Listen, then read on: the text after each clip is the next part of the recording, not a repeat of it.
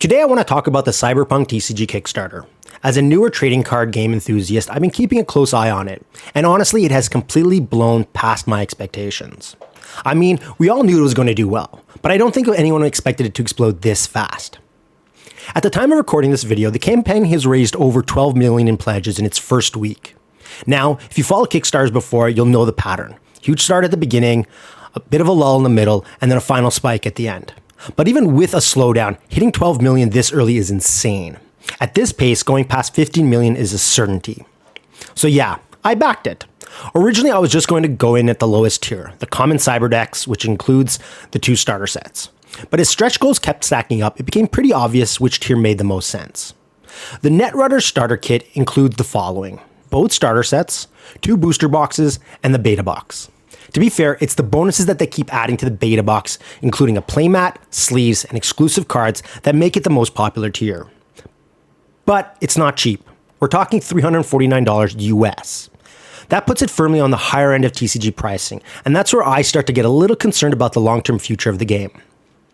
Let's break down exactly what we know. According to the Kickstarter, starter sets are priced at $29 USD each. Booster boxes with 36 packs are $179 US. Now that's definitely on the high side. For comparison, the One Piece card game starter decks are around $11.99, $12 US, while the Riftbound champion decks are about $20 US. And both of those include bonus packs. With Cyberpunk, starter decks do come with polyhedral dice in place of an extra pack. However, dice are essential to the game. Not including them in the starter set would be foolish, even if TCG players probably already have extra dice available. That said, the booster box pricing is a bit more interesting. At 36 packs per box, you're paying under $5 US per pack, which actually isn't bad. Each pack includes the following: 7 commons, 3 uncommons, 2 rare or better cards. So from a per pack perspective, it's more reasonable than it first looks. But there's still a lot of unknowns. We don't know the total set size, how many alternate or special cards there will be, or what the real chase cards look like. And let's be real, chase cards are a huge part of what drives TCG collecting. So how are they going to keep people opening packs? From what they've said, this is the ground floor of the game. And personally, I think that makes the set size really important.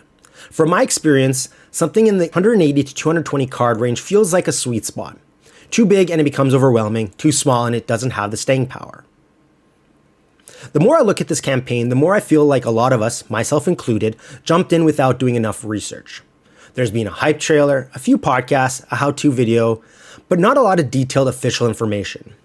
Instead, they've leaned heavily on influencer marketing. And from my perspective, most of those videos feel more like promotion than education. It actually makes me wonder if the developers didn't expect this level of success this quickly. The way stretch goals kept getting added, it kind of feels like they weren't planning for a $10 million plus campaign in the first 48 hours. Now, the Cyberpunk brand is strong. Cyberpunk 2077 had a rough launch, but after the updates and the Phantom Liberty expansion, it really turned things around. And then you've got Edgerunners on Netflix, which brought in a whole new audience. But here's the question: is there enough content to support multiple sets long term? Sure, there's another Edgerunner project coming, and a sequel to 2077 is in development, but those are still years away. So what fills the gap? Books, spin-offs, original content? It's not totally clear. For now, I'm sticking with my pledge. Even with the concerns, I think this could end up being a really fun game, especially if you've got a group to play with. And to their credit, getting early versions of the game into the hands of TCG influencers was a smart move, since most tried to be objective in their coverage.